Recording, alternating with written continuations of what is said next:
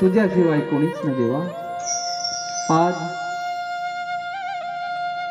भगवंत परमात्मा म्हणतो की माझी आराधना तुम्ही केली। अजामेला वृद्ध अवस्था प्राप्त झाली आणि वृद्ध अवस्था प्राप्त झाल्यानंतर अजामेळाचा अंत झाला। अंतकाळी जैसा संकष्टाच्या वेळी हरी त्या सांभाळी अंतकाळी। माऊली ज्ञानोबा या हरिपाठात सांगतात। माऊली म्हणतात अंतकाळीच्या वेळी मनुष्याने नामस्मरण केलं तर जीवाची इच्छा पूर्णतः होणार। आज अजामेळाचा प्राण गेला, अजामेळाचा प्राण निघून गेला आणि प्राण निघून गेल्यानंतर यमाचे दूत आले। यमाचे दूत म्हणतात आधी याने पाप केलं होतं, आम्ही घेऊन जातो।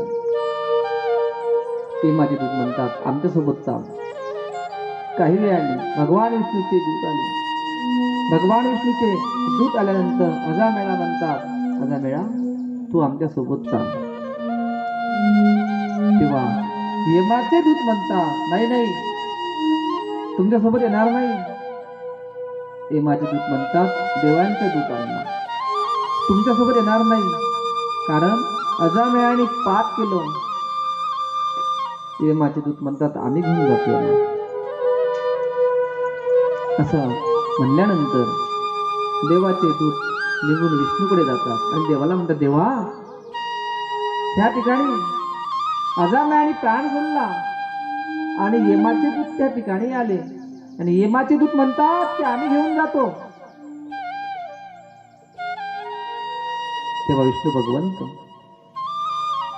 दूतांना सांगतात दूतांना जरी यमाचे दूत म्हणत असेल की आम्ही घेऊन जातो असं व्हायला नको। तेव्हा देवाचे दूत म्हणतात का बरं देवा असं का बरं?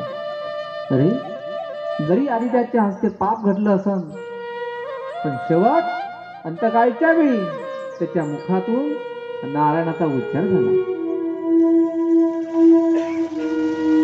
नारायणाचा उच्चार नारायणाचं नामस्मरण त्यांच्या मुखातून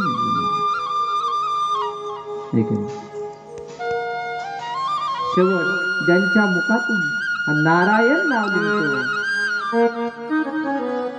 त्याला भगवंत दिल्याशिवाय राहत नाही। नारायण नारायण जय जय